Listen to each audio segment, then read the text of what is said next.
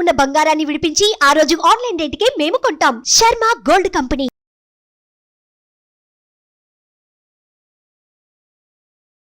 నమస్తే, నేను మీ జాహ్నవి. అందరూ బాగున్నారు కదా? బాగుంటారని మనస్ఫూర్తిగా కోరుకుంటూ, మరి సూక్ష్మంలో మోక్షం ఈ ప్రత్యేక కార్యక్రమంలో మనకి డీటెయిల్డ్గా మనకున్నటువంటి ప్రతి సమస్యకి చక్కటి పరిహార మార్గాలు అందించడం కోసం మనతో ఉన్నారు ప్రముఖ జ్యోతిష్య వాస్తు పండితులు, జ్యోతిష్య వాస్తు శిక్షణ నిపుణులు, లలిత ఉపాసకులు బ్రహ్మశ్రీ నానాజీ పట్నాయక్ గురువు గారు. మాట్లాడేద్దాం. నమస్కారం గురుగారు. శ్రీమాత్రే నమః. అయితే గురువుగారు, ఇప్పుడు ఏకాదశి వస్తుంది, జ్యేష్ఠ మాస కృష్ణపక్ష ఏకాదశి. దీన్ని యోగిని ఏకాదశి అని కూడా అంటున్నాం కదా. అయితే ఈ యోగిని ఏకాదశి రోజు మనం ఆచరించవలసిన విధి విధానాలు, ప్రస్తుతం అనేక రకాల సమస్యలతో దాదాపు అందరూ బాధపడుతున్నారు. అటు ఉద్యోగంలో ఇబ్బందులను, వ్యాపారంలో అభివృద్ధి లేదనో, ఎంత సతమతం. ఈ మధ్యనైతే అసలు ఎవరికి బిజినెస్ లేదట, జాబ్లో కూడా చాలామంది ఈ క్రోధినామ సంవత్సరం మొదలయ్యాక ఇబ్బందులు పడేవారి శాతం ఎక్కువైపోయింది. మరి వాళ్ళందరికీ ఈ ఏకాదశి రోజు ఏదైనా ప్రత్యేకమైన రెమెడీస్ ఏమైనా వివరించండి గురువుగారు. తప్పకుండా అమ్మా. ఫస్ట్ ఆఫ్ ఆల్, ఈ యోగిని ఏకాదశి ఏదైతే ఉందో, ఎప్పుడైనా ఏ ఏకాదశి అయినా, అమావాస్య అయినా, పౌర్ణమి అయినా కానీ అప్పుడుండే ప్లానెటరీ పొజిషన్స్ వల్ల వాళ్ళకి ఆ రోజు చేసేటువంటి పూజాది కార్యక్రమాలు ఏవైతే ఉన్నాయో వాటి మూలంగా ఆ యొక్క లాభాలు కలుగుతాయి. ఈసారి ఏకాదశికి ఏమిటి అని చెప్పి చూసుకున్నట్లయితే, మనకు చూడండి, ఒక్కోసారి మనం ఏ మాట మాట్లాడినా సరే ఏదో ఒక మిస్అండర్స్టాండింగ్స్ జరుగుతుంటాయి మన చుట్టూ కూడా. ఆ మిస్అండర్స్టాండింగ్స్ని తీసేసేటువంటి ఎనర్జీ ఏకాదశికి ఉంటుంది. ఎందుకు? న్యాచురల్గా 5th హౌస్ అంటే సూర్యుడు కారకుడు. ఆ 5th లార్డ్ ఎవరైతే ఉన్నారో, న్యాచురల్ 5th లార్డ్ అంటారు రవిని, అతను మిథున రాశిలో తిరుగుతున్నాడు. మిథునం అంటే ఏంటంటే కమ్యూనికేషన్స్ కారకుడు. అదేవిధంగా ఈ ఏకాదశి రోజు చంద్రమంగళ యోగం కూడా ఉంటుంది. ఆ రోజు చంద్రుడు కుజుడు కలిసి ఉంటున్నారు, దాన్ని చంద్రమంగళ యోగం అంటారు. అంటే ఏకాదశి నాడు చంద్రమంగళ యోగం ఏర్పడితే కనుక అదొక గొప్ప యోగంగా చెప్తారు. మరి ఆ రోజు ఏం చేయాలి? వీలైతే మీరు ఇంట్లోనే చిన్న హోమగుండం ఉంటే హోమం చేసుకోవడం మంచిది. Point number 1. రెండవది, విష్ణు సహస్రనామాలు.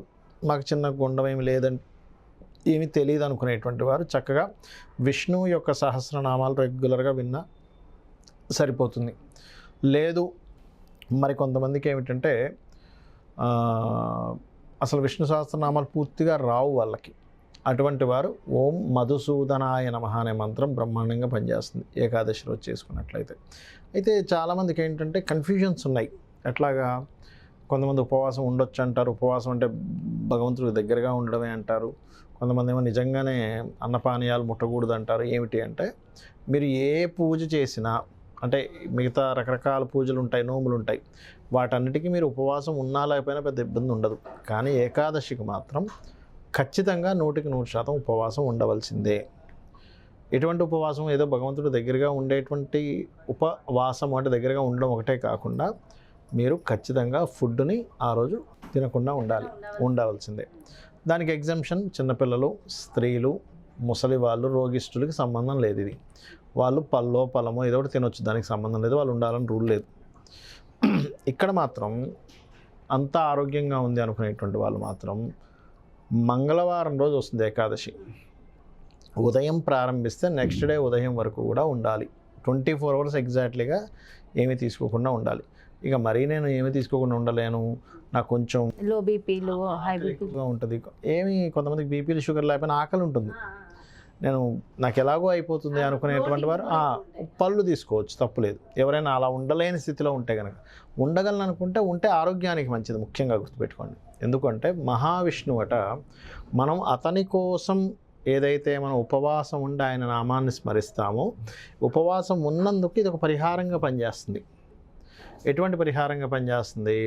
మనకి శాస్త్రంలో పూర్వజన్మ కృతం పాపం వ్యాధి రూపేణ పీడితం. మనకి పూర్వజన్మలో ఉన్న పాపము వ్యాధి రూపంలో రాకుండా ఉండాలి అంటే ఏకాదశి చేయాలి. దీని మీద ఒకరికి నోబెల్ బహుమతి కూడా వచ్చింది. ఏకాదశి చేస్తే రోగాలు రాకుండా ఉంటున్నాయనే దాని మీద రీసెర్చ్ చేసినందుకు. ఎందుకు రావు అంటే, ఏకాదశి రోజు ఎప్పుడు కూడా చంద్రుడు, రవి 5 and 11 యాక్సెస్లోనే ఉంటారు. అంటే రవి నుంచి చంద్రుడు 5వ స్థానంలో కానీ 11వ స్థానంలోనే ఉంటాడు. ఎప్పుడో మరి ఆ రాశిలోకి అప్పుడే ఎంటర్ అయిన డిగ్రీస్లో ఉన్నప్పుడు, అప్పుడు that is different thing. Ending డిగ్రీస్లో ఉన్నప్పుడు 2/12లో ఉన్నట్టు కనిపిస్తాడు. కానీ ఆ డిగ్రీస్ డిస్టెన్స్ చూస్తే కనుక 1/11 యాక్సెస్లో ఉండే డిస్టెన్సే ఉంటుంది ఆ రెండు గ్రహాల మధ్యన, రవిచంద్రుల మధ్యన. అలా ఉన్నప్పుడు మన బాడీ ఏం చేస్తుందంటే, ఇప్పుడు చూడండి పౌర్ణమికి సముద్రం అలలు ఎక్కువ ఎగిసిపడతాయి. ఎందుకు? పౌర్ణమి రోజు ఉండే చంద్రుడు నిండు చంద్రుడు కాబట్టి మరి చంద్రుడు అక్కడే ఉన్నాడు మిగతా రోజుల్లో కూడా. షాడో పడడం వల్ల దాని యొక్క ఇది నెలవంకగానే అట్లా కనిపిస్తుంది. ఎందుకు అంటే దాని ప్రభావం భూమి మీద గురుత్వాకర్షణ శక్తి కానివ్వండి, ఆ యొక్క చంద్రుడి యొక్క ప్రభావం కానీ ఎలా ఉంటుందో, ఈ రవిచంద్రులు ఎప్పుడైతే 3-11 లేదా 1-5 కాంబినేషన్స్లో ఉన్నప్పుడు ప్రతి జీవికి ఇమ్యూనిటీ పెరిగే సమయం అది, ఇమ్యూనిటీ పెంచే సమయం ఆ సమయం. ఇమ్యూనిటీ పెరిగే సమయంలో బాడీ దాన్ని తీసుకొని లోపల ఉండేటువంటి బాడీలో ఏదైతే పాడైపోయిన ఉంటుందో లోపల దాన్ని క్లీన్ చేసుకునే ప్రాసెస్ ఉంటుందో అది చేసే పనిలో ఉంటుంది. అంటే 15 రోజులకు ఒకసారి రెస్ట్ ఇస్తున్నాం మనం. ఏకాదశి 15 రోజులకు ఒకసారి వస్తుందిగా, ఇస్తున్నాం.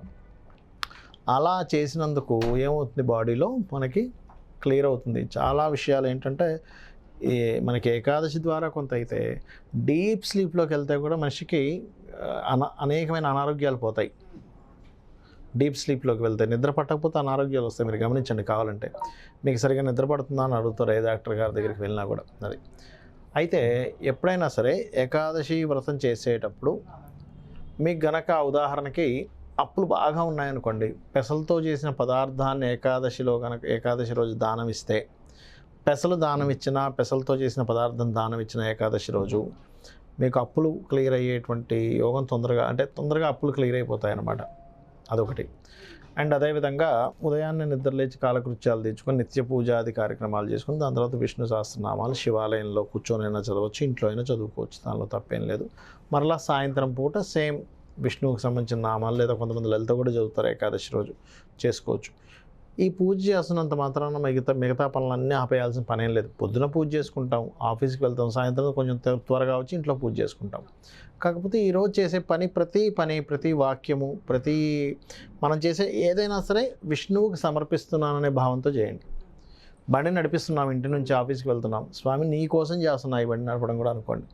ఒక నీరు తాగుతున్నాం, దాహం వేసింది, లేకపోతే ఒక అరటిపండు తిన్నాం ఆకలితో ఉండలేక, ఆయనకి సమర్పిస్తూ, లేదా ఆఫీస్లో ఒక వర్క్ చేస్తున్నాం కంప్యూటర్ మీద, ఆయనకి సమర్పిస్తూ చేస్తున్నట్టుగా చేశారనుకోండి, అది ప్రతిదీ ఆయనకి గనక ఏకాదశి నాడు సమర్పిస్తే మీకు ఉండేటువంటి పాప రాశి దగ్ధమవుతుంది. పాపం దగ్ధమైతే కానీ మనం చేసే ప్రయత్నం ఫలించదు. ఎప్పుడు గుర్తుపెట్టుకోండి. పాపం అనేటువంటిది ఒక సాఫ్ట్వేర్ లాగా అడ్డుపడుతూ ఉంటుంది, ఒక బగ్ లాగా. సాఫ్ట్వేర్లో మనకి చూడండి, అయ్యో ఈ బగ్ వచ్చింది, ఆపేసింది, ఈ సాఫ్ట్వేర్ డిలీట్ అయిపోయింది అంటుంటాం.